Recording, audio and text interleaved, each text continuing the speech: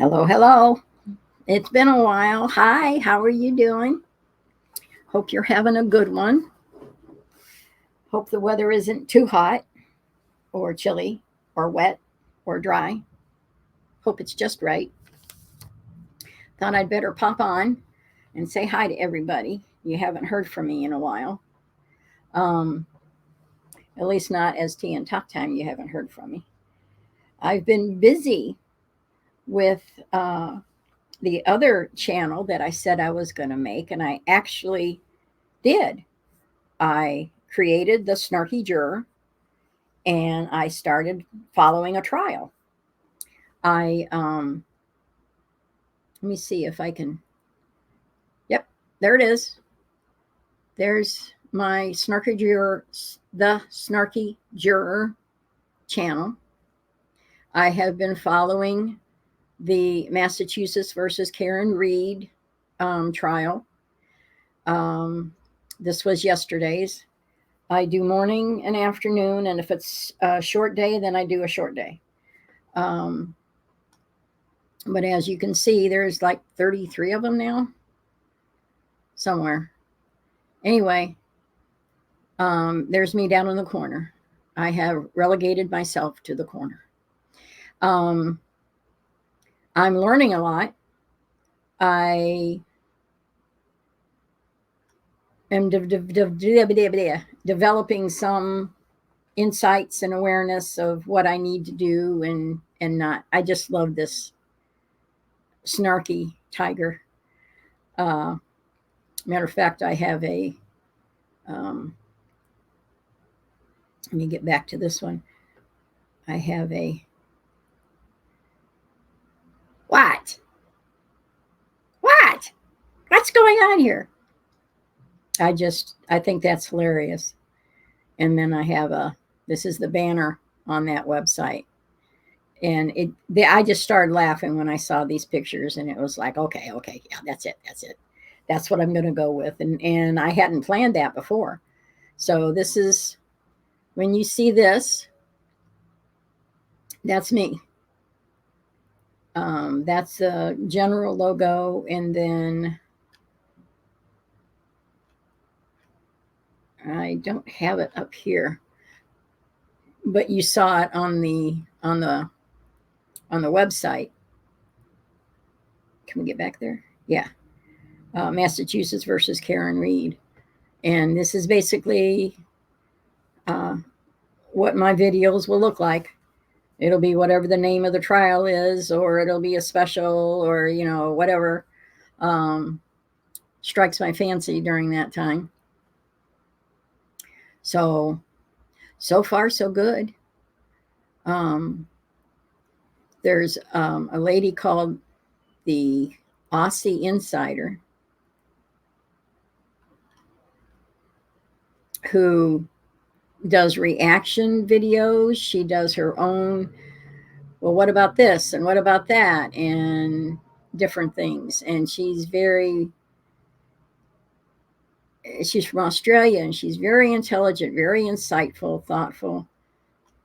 Anyway, she noticed one of the posts that I did with Tea and Talk Time in the community section. Did I do that in the community section? That's Aussie. No, I guess it was with Snarky. I guess it was on my Snarky. Let's go back to Snarky in the community. Let's see. I was pretty sure it was there. I made a comment about Runkle of the Bailey. And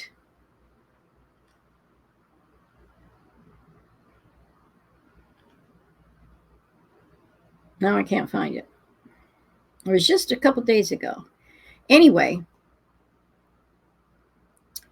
about one of the things that was going on, I made a comment somewhere about it. And Let's go back here. I don't know what I'm saying anymore. Oh, there I am. Scary. I made a comment in Aussie Insider. She had liked a couple comments that I had done on various things. That might have been her page, her community thing. And she had done a bit and had gone into it, and she shared that information with me, and I went, oh, okay, that sounds good. And then she said, I subbed, like your work, Ms. Snarky. That really made me feel good. That made me feel I was over the moon with that, because I value her channel. I value her. And so that was cool. So anyway, I had been wondering, well, am I getting anywhere with this? Is this worth anything? So her saying that meant a lot. It kind of nudged me to keep plowing through it. And some days I am plowing. Some days it's extremely difficult. This particular case is a mess. It's a mess. They are framing the defendant. She didn't do what they're saying she did. And they are manufacturing and twisting evidence to make it look like she did. So, as a juror, you're not supposed to have come to a conclusion. You can't help it with this one. You really can't. I mean, right from the get-go, I went, oh, well, I have to admit I'm heavily leaning in this direction, but I'll wait, And then the prosecution is still putting his case on. And within days, I was leaning so far over, I needed something to brace myself. Because it's just so obvious. So if it's that obvious to me, who doesn't have any legal background or anything, I wonder just how strongly it's affecting the jury. So we'll see. And I haven't done today's yet, but I have it on good authority.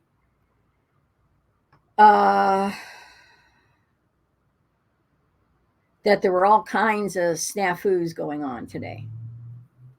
So can't wait. Can't wait to see what that's all about. So that's what's been holding my attention. And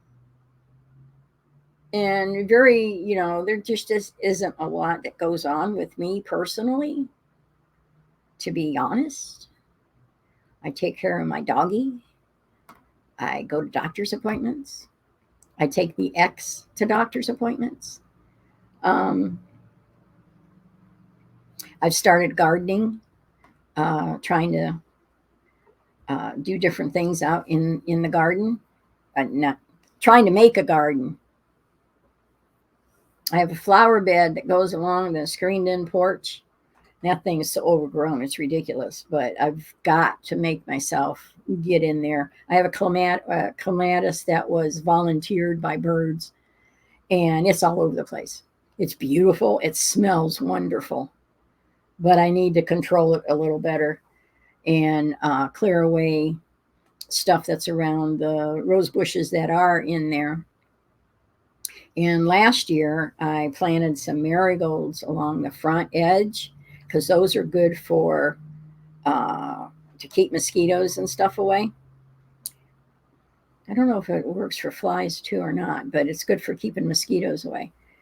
But this year, because I haven't dug out the flower beds yet, I got 3 long planter boxes, just cheap little things from the dollar store. Punched a hole in the bottom, filled them up with potting soil, and put some marigolds in them that are, like this tall. 2, 4, 6 of them. and had a weird experience with that because at the dollar store, I picked out 3 that looked alike. They were identical. And I plant everything up and I turn around and look, and that one bot, that's green. I didn't want green. Where did the green one come from? The rest of them are terracotta. That's just plain weird to me. I mean, Twilight Zone music and all that other stuff should be playing in the background because it's like, no, I would have noticed that, but I didn't. So I'm second guessing my sanity here. I told the ex today that I was, something's going on. Either my guardian angels are playing tricks on me for all the crap I put them through or something. So anyway, last year I have 2 big old 22-inch containers and planters, and one that's not quite that big. It's probably more like an 18. And I had planted vegetables and stuff in them. I ain't going that route this year. I planted daisies in 2 of them. And in the one, I still have to clean it out from what it had last year. And I'm going to plant carnations in it. Because I like having cut flowers in the house. So I'm going to figure out a way to grow my own. So I always have a pretty cut flower on my table. So that's the goal. We'll see how far along I get with that. Sandy, my sister, and I, matter of fact, I think you can see the hello card is one of the more recent ones that she sent. She's so clever. We went to a garden store yesterday, and I picked up more potting soil and two different types of petunia. The proven winners, super petunias. And I've got a couple places I'm going to put them just to spruce up my backyard. I have found, maybe you need to know this, we have a lot of cracks in the patio. I have a lot of cracks in the patio. So weeds and grass and stuff grows up in them, and I can't use the weed eater. And my son Jeff, who used to live with me, he can't use it much anymore either because he's got different shoulder issues. And so I found a recipe that calls for a gallon of vinegar. Just a second here.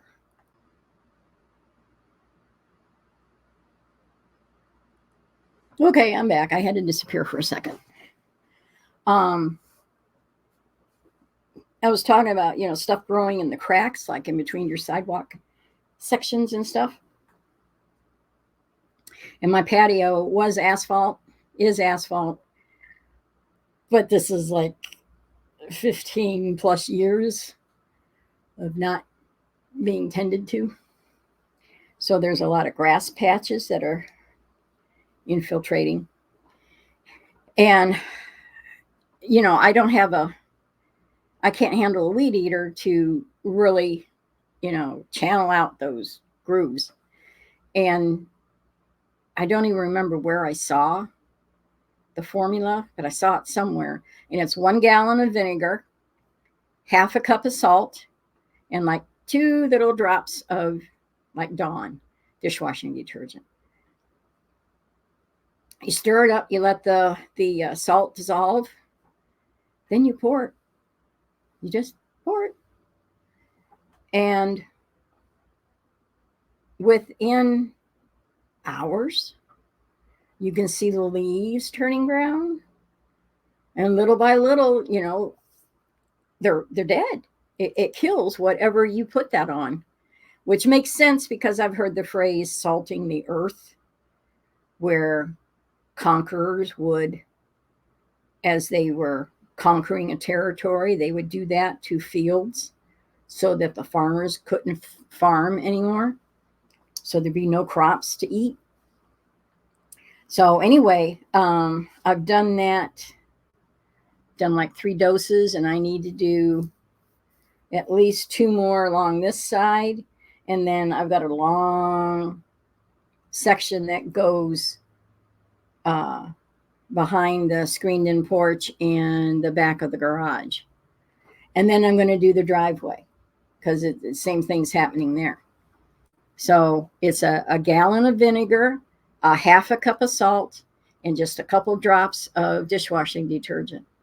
And it really cuts down on what you do as it turns brown and shrivels up.